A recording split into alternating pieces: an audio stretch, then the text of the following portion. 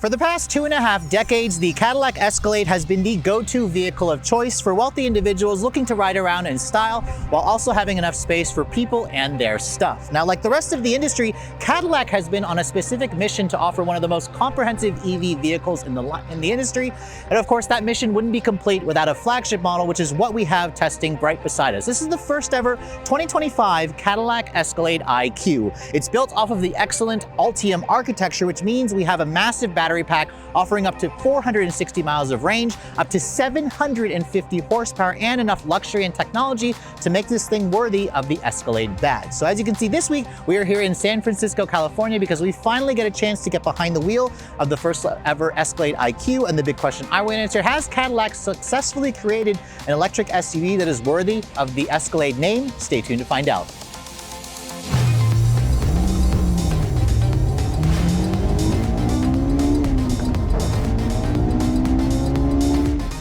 Now, when Cadillac first introduced the all-new fifth generation Escalade to America back in 2021, the company promised that an all-electric version would be coming eventually. So for 2025, it's pretty satisfying to say that that electric version has finally arrived. As you guys know, the rest of the industry is moving toward electrification, and the Escalade kind of makes sense. However, a lot of people were assuming Cadillac would just shoehorn the electric motors and batteries into the gas-powered Escalade. Obviously, that is not the case, because GM decided to go a step further by developing the Ultium architecture. And that's where the Escalade kind of is a really unique vehicle, because this is essentially the same vehicle the same platform that underpins the GMC Hummer EV SUV and pickup truck, which is a really great place to start for a vehicle that bears the Escalade badge. Now, as you can see, let's first talk about the exterior styling, because we first saw this vehicle out in New York City about 1.5 years ago in a studio when this was first revealed. And I have to say, here in San Francisco in the bright sunlight, this particular color is called Flare Metallic. It is a stunningly gorgeous car. Just parking it here to actually show you guys this walk around the video,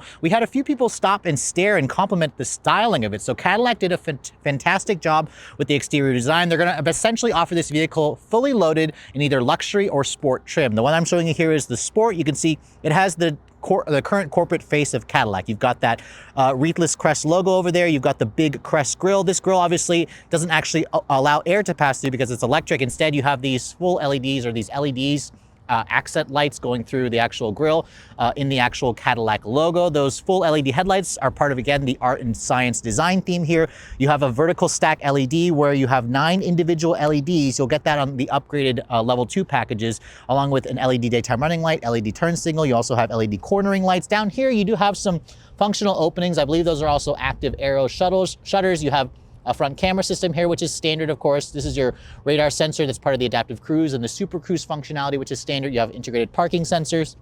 And then down here at the lower fascia, you can see it's all black. This vehicle offers roughly just under 7 inches of ground clearance on its base level. But remember, an adaptive air suspension is standard, so you can raise and lower that depending on what you want to do. Now, in terms of the under the hood area, this is where Cadillac was able to give back a lot of storage, because right here, this is where you typically would find a V8, but instead push that little button there. The front trunk is power operated, or the hood is power operated. This is where I love the fact that Cadillac borrowed, again, the platform from the Hummer EV, because what you have here is a massive storage area offering up to 12 cubic feet of storage space in the front. This is a very usable amount, considering the fact that, you know, the regular Escalade has a big V8 that takes up this space. But as you can see, this is an area where I think a lot of people are going to be really happy to see, where you can find some additional storage. But since we're underneath here, let's go ahead and talk about the powertrain specs. Now, initially, Cadillac will only offer the Escalade IQ with one configuration. They all come standard with a dual motor all-wheel drive system. So you have a motor in the front, a motor in the rear. They draw its power from a 205 kilowatt hour battery pack. So it's a double stacked battery, the same one essentially that's in the Hummer SUV that we tested last year. And Cadillac says the horsepower rating is 680 horsepower and 615 pound-feet of torque. That's when you have it in its standard drive modes. If you switch the drive mode into V Max, you'll get a maximum of 750 horsepower and 785 foot-pounds of torque. Now, that's impressive numbers. That makes this thing more powerful versus the Escalade V, which has the supercharged 6.2 liter V8. It all goes out through a 1-speed reduction gear transmission. And like I said earlier, dual motor electronic all-wheel drive for this vehicle. with a range of around 460 miles. Now, Cadillac says this is good for 0 to 60 performance in around 4.7 seconds. With a top speed, I would estimate around 130 miles an hour. Towing capacity for this vehicle is actually still impressive at around 8,000 pounds. Keep in mind, there's also a longer wheelbase version of this that lowers that to by about 500 pounds. And this vehicle is an Escalade, and it's also based off of the Hummer EV. So this is a heavy beast, weighing in at most likely just over 9,000 pounds. But let's go ahead and close up the hood here, which there's a little button there, a pressure pad where you can close that up, and it's a power opening hood. That's standard equipment on all versions of the Escalade V. Now let's go ahead and move around the side profile and talk about the dimensions of this thing, because of course it's an Escalade, and Escalades are all about excessive size, excessive luxury, excessive space, and you kind of get that when you look at the proportions of the new Escalade IQ. Now I have to say, the side profile of this vehicle doesn't really look like an Escalade to me. And that's where Cadillac just introduced an IQ-L, which has another 4.4 inches in the overall length that gives it a more squared off rear end versus this model, which has kind of like a tapered off look. That's the one that I think is what most people are going to go after, but you can see this thing is certainly not small. At 224 inches long in the overall length with a 136-inch long wheelbase, this thing is almost the same size as the gas-powered Escalade ESV. The ESV is around 227 inches long, so just 3 inches shorter. Keep in mind, the L version is going to be around 4.2 inches longer than this car. Now, of course, it wouldn't be a Cadillac Escalade without massive wheels, and every version of the IQ will come standard with 24-inch wheels. Now, these are the wheels that come with the sport trim level. You can see they have kind of like an aerodynamic look to them with a two-tone design with the machine and the gloss black. The tires are also freaking massive. These are Michelin's 275 by 50 R24s. Again, these are an all-season road-going tire. And like I said earlier, around 7 inches of ground clearance, but it is an air suspension. You can raise and lower this vehicle if you'd like at the push of a button.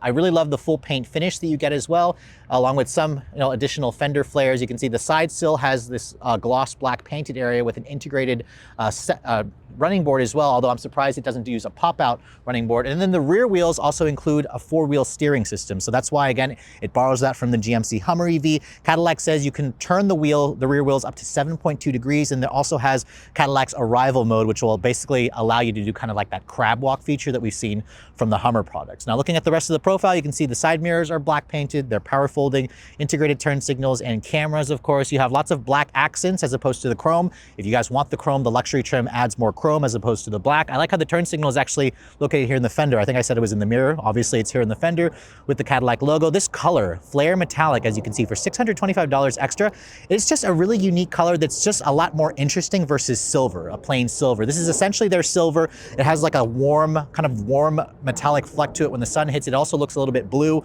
So it's a very beautiful color that goes with the lines of this vehicle. You can see above me here, if I could reach it, it's so freaking tall. There is a standard glass roof, a panoramic glass roof. Now, sadly, that roof does not open up to vent air, but it does let in a lot more light. There is no retractable shade on the inside, sadly, but it is also a very dark tint. And this is, again, where I mentioned the L version of this car has a slightly different look to the D pillar. So in the L, they've basically squared this off more and gave us a bigger glass panel versus the regular IQ. You have this smaller triangular glass design with this kind of solid panel here. This is, again, kind of giving it more of a tapered look. Let me know in the comments section below what you guys prefer. Now, in terms of the charge port door, you can see it's a power actuated charge port door. And for now, it has the J1772 plug with the CCS combo. This vehicle runs on the 800 volt architecture, which means it can accept up to 350 kilowatts of max DC fast charging. That is obviously needed when you have a battery that is twice the size capacity of like a Tesla Model X. And like I said earlier, 460 miles of range, even on this version here.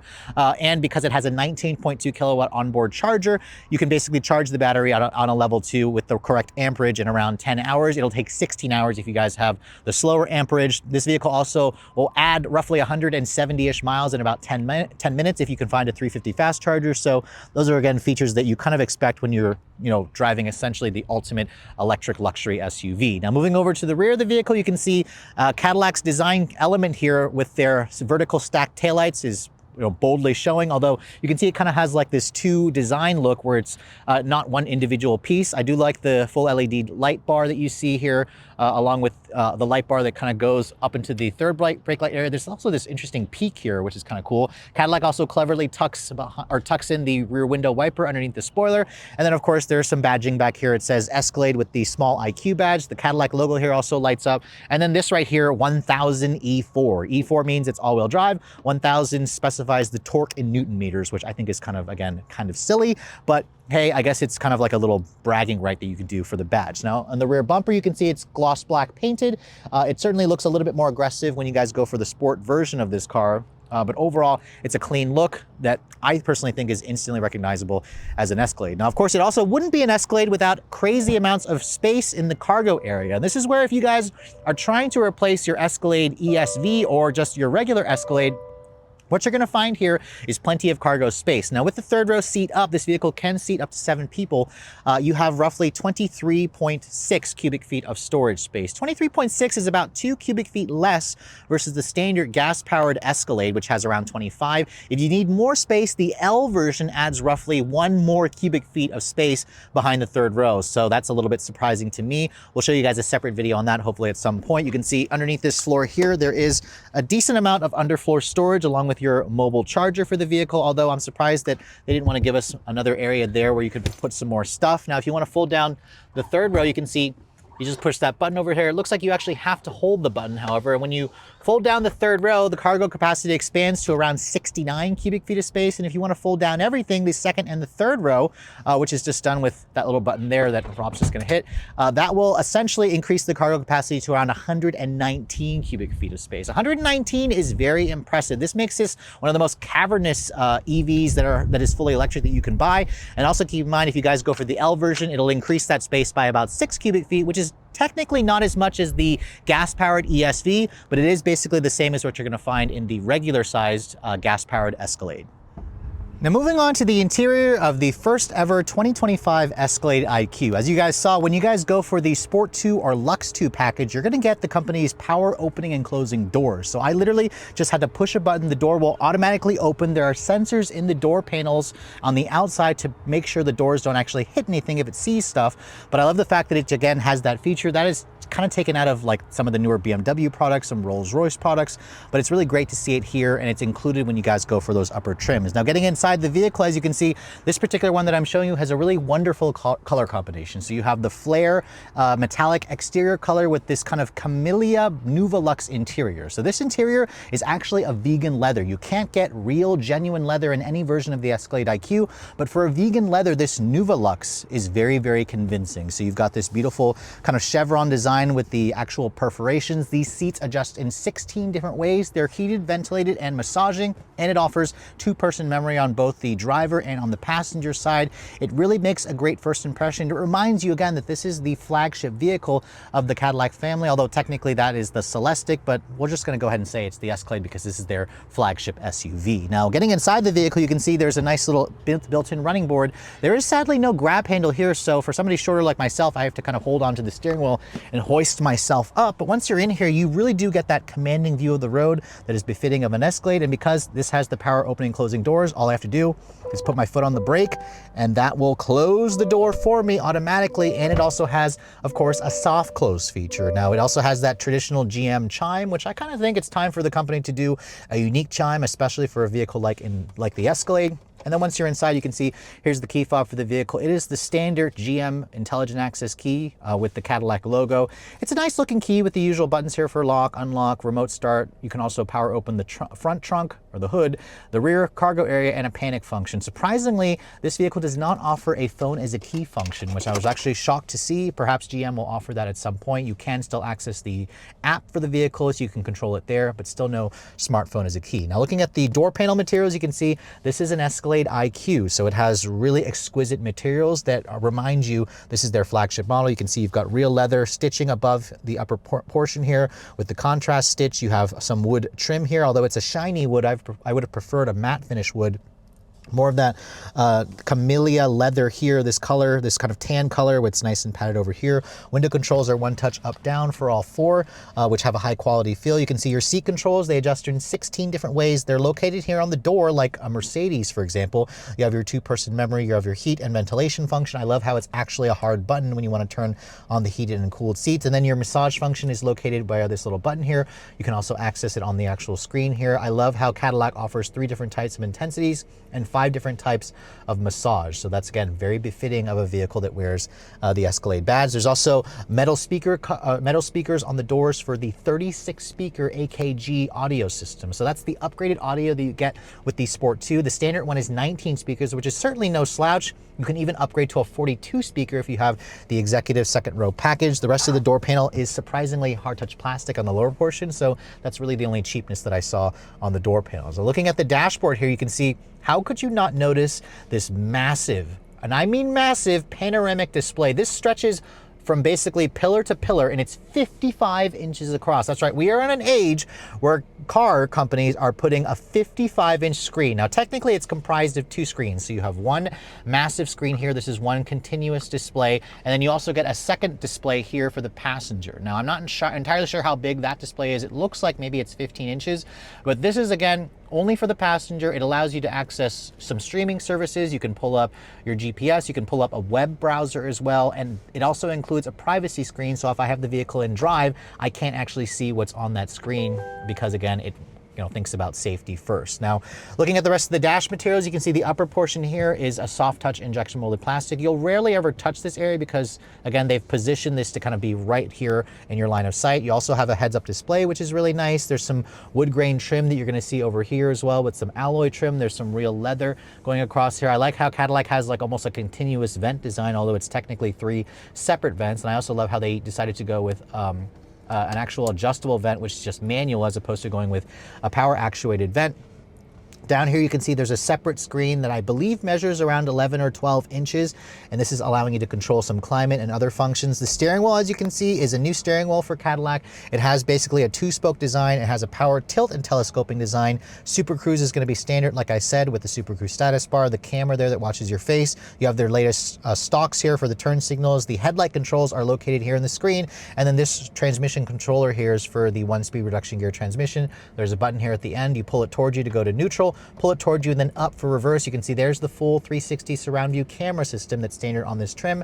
It includes, again, trajectory, parking sensors, automatic emergency braking. It has several different views to help you kind of park this giant vehicle. It also has like some side views, a rear view, rearmost view as well, a combined view. So this is all features that you expect, although I'm surprised that the screen here isn't larger to give you more, again, or using the real estate of this massive display, but at least the graphic and resolution is also pretty good. The one thing I also noticed, if you signal right or left, there's also a camera screen here. So it actually shows you in the camera what's in your blind spot on either side. I have to say, however, the quality is crap when you have this camera on for the turn signal. I also don't like how it completely blanks out the center screen. So if you have a GPS function, you're trying to follow the GPS, that will make that go away and you're lost. So that's a feature that I think GM or Cadillac needs to work on. I would prefer the blind view camera system to be here in this display here. That's kind of like what Hyundai does, but that's a small software change that I'm hoping the company will do at some point. Now, looking down here in the center console area, you can see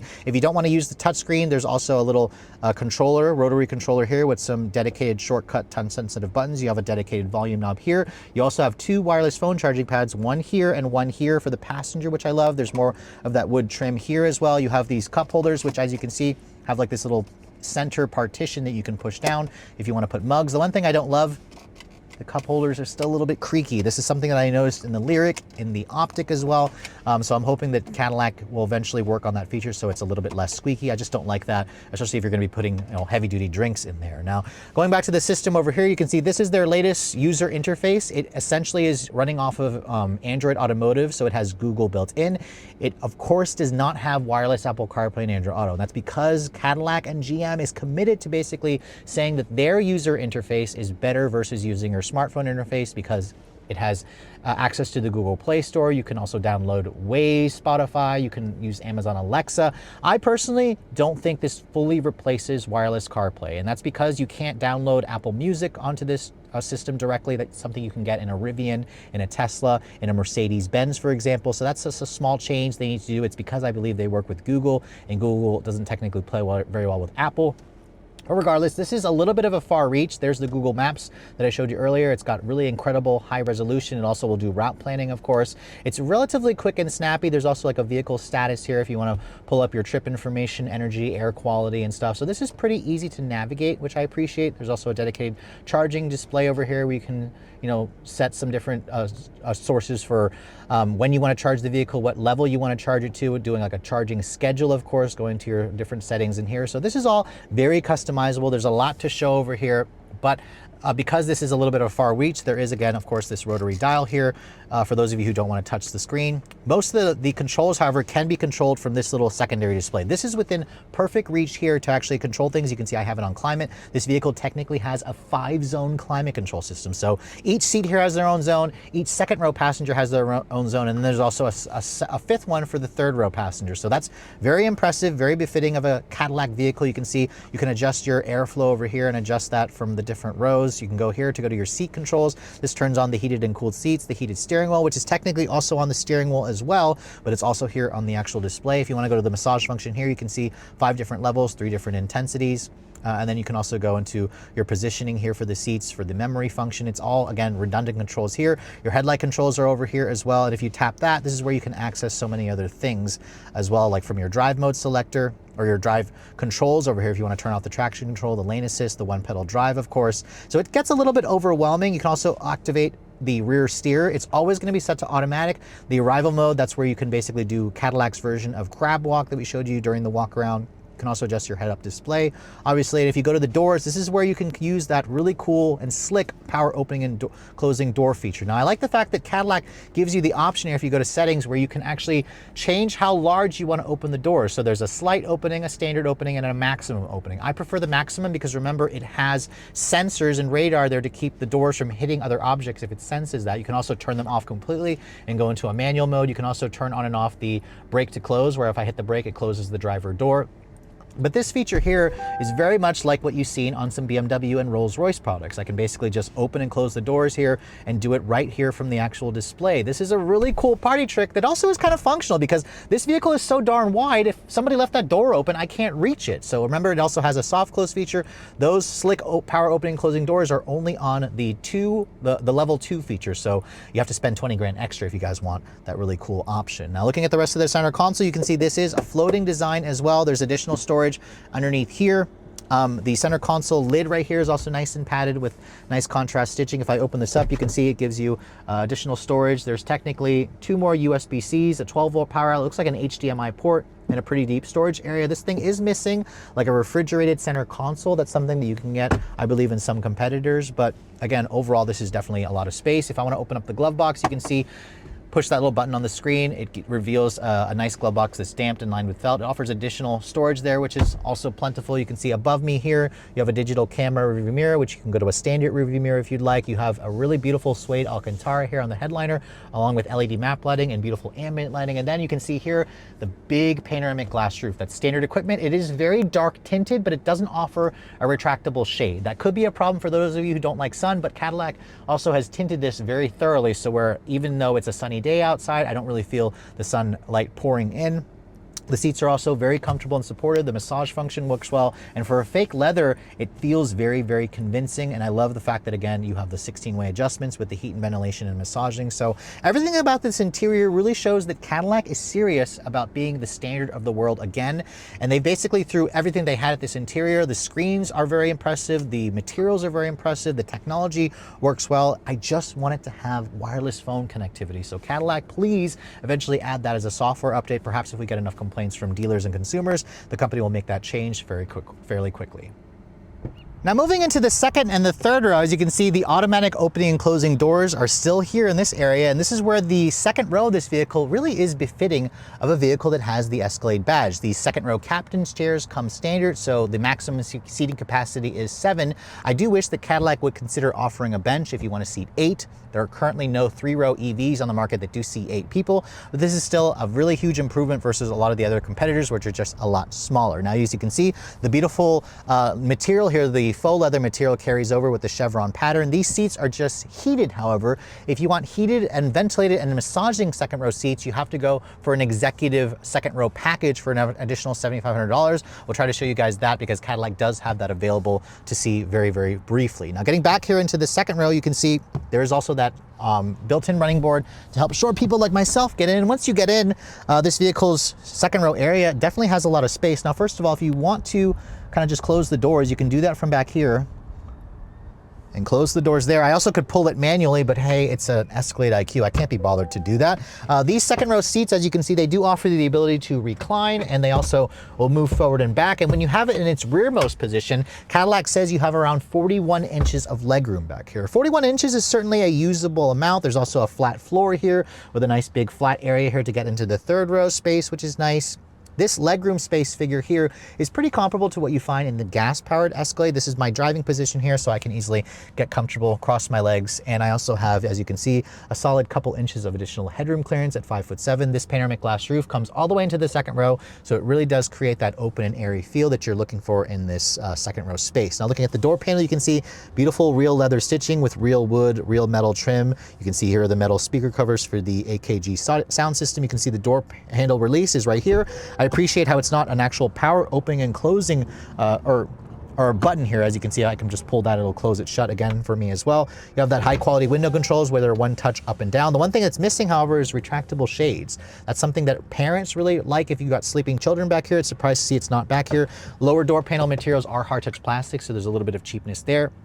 And then you can see there's a nice armrest here that folds down and kind of creates a little bit more comfort. Now this screen over here looks like it's maybe like an 8-inch display, which is a pretty good size. You do have rear seat climate control functions. You can see I can literally adjust each individual seat for my climate function here, going to the third row there. You can also adjust the third row here. You can also go into there. You can adjust the airflow and then push that. That's where you can even mess with the ambient lighting for back here. So that's really impressive. Obviously you can't adjust the front row area, but it's nice how Cadillac kind of gives you this level of customization back here. Your heated seat control is right there. It offers 3 different levels. Again, if you want more customization, you can also take a look at that executive second row package. Now, over here you can see, push that, it reveals the 2 cup holders that pop out. I'm surprised they're actually not a little bit larger, but you can see here, doesn't pull out any further, I believe, but there's also some USB-C charging ports there, an actual power outlet. So lots of features that you expect back here, although I actually think that they should have included the ventilated seats. So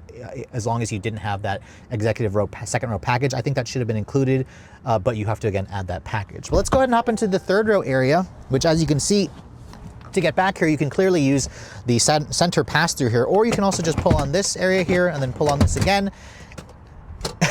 And you can see Rob's trying to do it himself, but that flips the seat forward. Now that is a problem if you guys have a child seat here. So if you have a child seat anchored, you're gonna have to take that out, or you're gonna have to go through the second row pass-through of the vehicle to get back here. But let me go ahead and put this back here. Now one thing I notice is when I put this seat back, it actually doesn't return back to its rearmost position. Now obviously in this position, I have a good amount of space. The one thing I notice, however, is the floor doesn't seem as low as I expected it to be, but let me go ahead and show you guys this. So when I pull on this, which I'm gonna have to stand to do this, pull this all the way back here. Now this is with the seat in its rearmost position. Now Cadillac says you have around 32 inches of legroom back here. 32 inches is definitely around 3 inches less versus the gas-powered Escalade, but as you can see, it's certainly not bad for somebody my height at 5'7". In terms of the headroom space, I do have maybe a solid inch of additional clearance here. That sloping roof does kind of eat into the space. This small window here, however, makes this space here feel a little bit claustrophobic. That's where the L version will have a larger window, less of a slope, because it kind of gives you more of a squared off look. You do have, thankfully, a nice padded armrest over here where I'd rest my elbows. You do have a USB-C charging port, 1 cup holder. The materials back here are a little bit cheaper, but at least there's, again, some nicer stuff over there. The vehicle is wide enough to where you can actually sit 3 people across. If I want to move over here to this area, you can see Rob actually just closed the door. Such a nice feature to have where you can't reach that side of the door. This is definitely wide enough to fit 3 people across. And you can also see the material stuff carries over for on this side here where you have the USB-C, the cup holders as well, that padded area over here. Now keep in mind the L version offers around 4 additional inches of legroom back here where it's around 36 inches. That's comparable to an Escalade ESV. So even though the Escalade IQ L is longer by 4.4 inches, or 4.2 inches, it's actually going to give you more third row space. But even if you guys go for the standard version, as long as you have, adults that are my height, you can certainly still use this vehicle on those longer trips to put adults back here. Now, for those of you interested in the ultimate chauffeur experience in your Escalade IQ, we've switched over to this model. This is painted in a really beautiful color called Midnight Steel Frost. It's an extra $6,000. It's a matte finish color, and it pairs beautifully with this Harbor Blue Nuvolux interior. So as you can see, this particular one has that second row executive rear seat package for an extra $7,500, which is expensive, but it also includes a lot of stuff. So let's go ahead and talk about that. Now, obviously, you get the second row captain's chairs as well. These seats actually adjust in 14 different ways, so it's power adjustable. They also are heated and ventilated, and they also come with the massage function that you also get from the front seats. They essentially look like they are a carbon copy of the front seats moved into the second row, and it really, again, gives you all the additional luxury features. Now, you still have the same legroom at around 41 inches. And then, of course, the other change you're going to notice is there's this massive center console here that kind of just extends from the front area into the second row. There's a new 8-inch display over here that basically allows you to control a lot of functions, from your audio to your climate control functions. You have dual wireless phone charging pads. So there's one here and there's one here. So you can see, I'll just go ahead and stick my phone in there, and it basically works just like the front seat area as well. You can see it started charging my phone. And then, of course, there's so many different toys that you can play with here. Obviously, there's some wood trim here. There's a nice center console. If I open up this console, you can see this is another area where I think a lot of business people are going to really love. Push this little tab, you can see this little tray table pulls out, and it's literally like the same tray table that you find in an airliner. So this is, again, almost, I actually want to say it's a little bit nicer. I love how it just adjusts in so many different ways. You can fold it out. There's even like leather covering this. It creates a nice flat space here, and I can literally kind of situate myself where I have a laptop computer, get some work done in here. So this is a really cool feature, and I love the fact that Cadillac was thinking about this when they were doing this kind of feature. Now, I'll figure out how to close that later. I want to show you guys a couple of features here. Now, if I go back into the screen here, you can see there's where your climate function is. If I push on that, I can go to the door function here, so I can open and close the doors from back here, just like I did from the front seat area. I can also close it there, which is pretty cool. Going back to there, you can see you can adjust the ambient lighting, and even has a conversation enhanced function there if I want to project my voice into the front or into the third row area. Going back over here, you can see there's back in your climate function there. If I push that, it'll go to your seat controls. Now, this is where I think Cadillac should have redone or rethink this, because if I want to adjust the seat, I have to go into the screen here and hit position, hit the right screen there, and then I can basically start adjusting the recline of the backrest here. And it takes a little bit too much thinking and processing. It should just be a separate control knob. Like in the front seat area, there's basically a knob here that looks like a seat. I really wish Cadillac would have done that instead of putting it in this area here. It just takes a little bit too long. Now, granted, once you have your seat positioned in the way you want it, you're not going to really touch it. The massage function is accessed here, so that's kind of what I expected. There's basically, looks like 5 different types of massage, 3 different types of intensities, and it all works extremely well. So it makes this second row area basically as nice as the front seat, and it's one of the reasons why you choose this, because you want to be basically chauffeured around in this vehicle. Now, I also want to talk about the space to get into the third row, because this is where Cadillac also said that it does come with some compromises. Now, first of all, I'm going to actually come over to the other side, Rob, because it doesn't you can't see it from over there, but when you walk over here, obviously this third row, or this second row, is going to be fixed into position a lot more. There's a little button here on this little panel. I basically push this button down, and you can see this moves the seat forward and kind of tries to push it out of the way. Now, there's limitations here because the regular system allows the seat to basically tumble forward and flip out of the way. You can't do that with this seat, obviously. This is the most space you're going to get, and Cadillac says this is a compromise that you have to make, but they also expect most people to not really use the third row, really only emergencies only. So again, if you plan to use the third row, probably just, it's not a good idea to get this second row executive seat package, but at least it offers it, because a lot of competitors like the Mercedes Maybach EQS, for example, actually removes the third row. So keep in mind, Cadillac still gives it to you. But if you don't have that, or if you have this feature and you need to get back here, I'm going to go ahead and try to embarrass myself trying to get back here, because I'm not the biggest person, but I don't really know if there's any graceful way that I could get in and out of this. Whew. Okay. Well, I'm back here. So once you're back here, you can see the space back here has definitely gotten a little tight. They didn't have a legroom figure. I couldn't find it for one with the executive rear seat package. The standard model has around 32.5 inches of legroom. The L version increases that by 4 inches, but you can see with the seat all the way back, which they basically position the second row seats to come further back, which is why the legroom is more tight. This definitely feels less than 32 inches, but as you can see, for emergency use only at 5'7", I have still an agreeable amount of headroom, but the legroom space has definitely shrunk. This again is kind of right in my knees. Now obviously I can move the seat, or ask that passenger to move the seat forward. There are same materials here like the USB-C charging ports, the nice padded area. So that's kind of all carried through along with the third row air vents. And if I want to, oh, literally this thing can actually crush my knees if I wanted to. So push it down on this little button and that gives me a little more space, but it's definitely a compromise. So just keep in mind, if you guys do want to get this package, the third row area, while it's nice the third row seat is still here, it's really not going to be used for full-size adults. You're going to be saving this space for kids.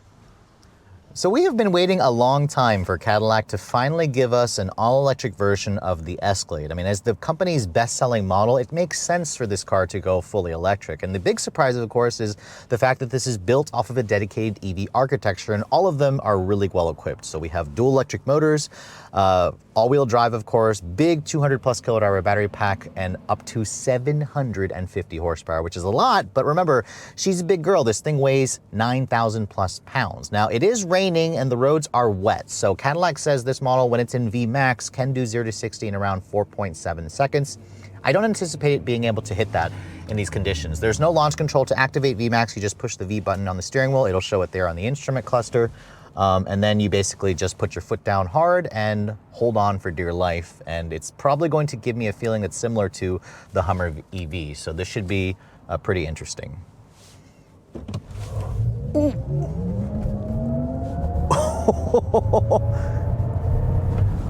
Wow, okay, 0 to 60 in just a little over 5 seconds. Now, well, obviously I've been in faster EVs. The drama that this thing gives you when you put your foot down, the front end lifts up, the back end squats because we have all this power. We have the suspension system, which obviously has to kind of manage the weight of this thing, the weight transfer, because remember, 9,000 pounds is a lot any way you slice it. So it's gonna be hard to kind of mask that weight. Now, it definitely feels less cumbersome versus the Hummer.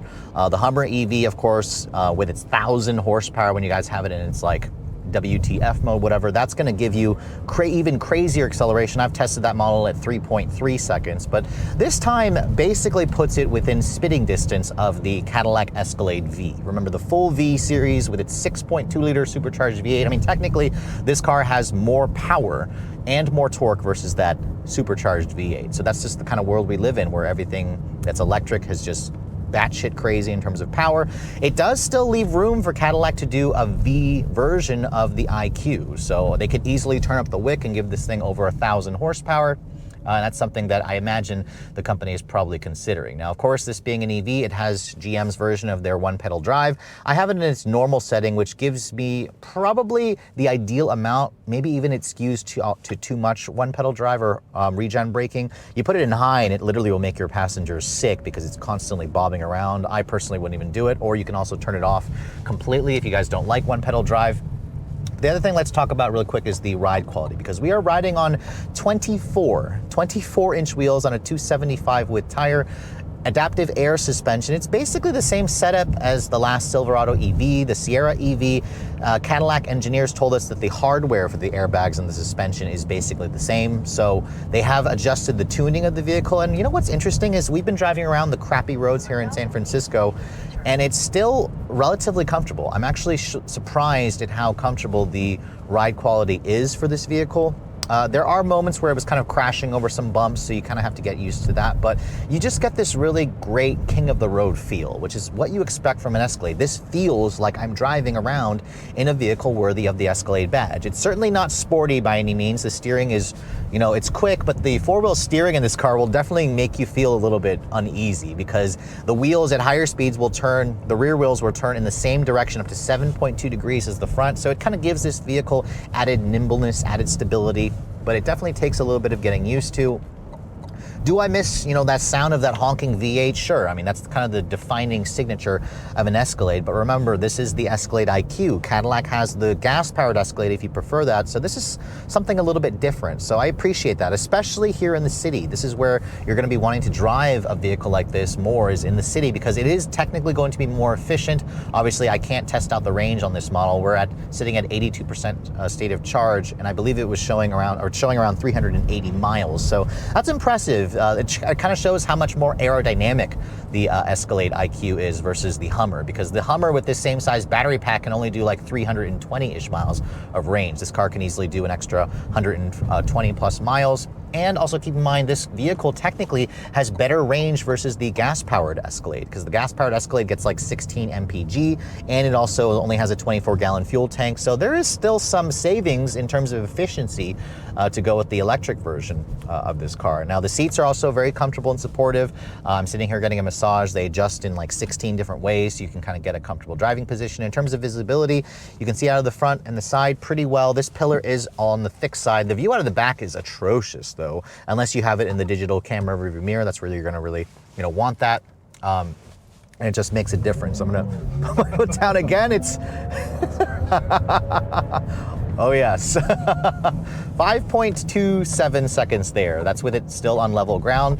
I will have to wait until I get one back home to retest this vehicle to see what we can actually do in our usual conditions. Obviously, when the roads aren't wet, perhaps it would be cool if Cadillac again did a V version with launch control. This thing could easily do a sub 4 second 0 to 60 time if you guys gave it over 1,000 horsepower. So that would really be really nice. But overall, in terms of driving the Escalade IQ, it definitely feels like an Escalade. It accelerates like crazy.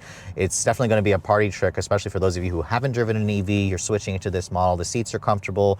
Lots of space in this interior. So I think Cadillac has successfully captured the essence of this vehicle in the driving experience. It's just a matter of, you got to get used to the fact that it's electric, but you can't deny the technology, the speed, the better efficiency. I think this is a pretty well done package that's much better to drive versus the Hummer EV in which it's based.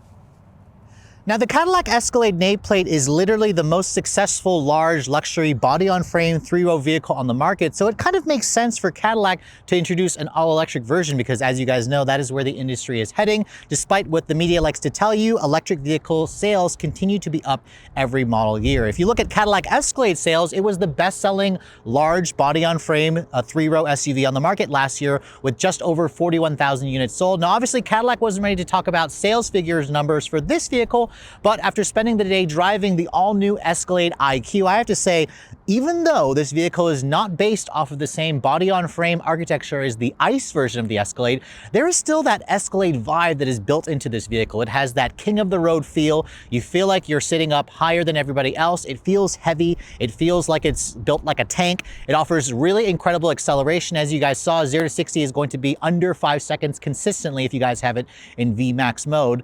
And of course, with up to 460 miles of range. Range anxiety should be a thing of the past, although again, I will have to wait until I get one back home to test out for a full week. In terms of the ride quality, even though we're on these massive 24s, it still has an incredible ride quality. The four-wheel steering makes this thing also feel like a smaller vehicle when you're trying to turn around and get through those smaller city streets. And the interior is absolutely stunning with the massive 55-inch display, the Google interface. The only thing it's missing is just wireless phone integration. So I'm hoping Cadillac will eventually offer that at some point as an over-the-air update. If they get enough complaints from consumers and dealers, I imagine they will. Personally, I also do think that the L version of this car makes more sense. The L version is about only $3,000 more. I think the look of the L is better, but I have to say, in this flare metallic color and the Sport 2 configuration, it is a stunning vehicle that really does give off Escalade vibes. So I think the Cadillac design team did a fantastic job on the outside, the interior, the way this thing drives. It feels very much like a gas-powered Escalade that has gone fully electric. Now, if you guys are looking to get your hands on the first ever all-electric Escalade, the IQ, these are already heading to dealerships as we speak.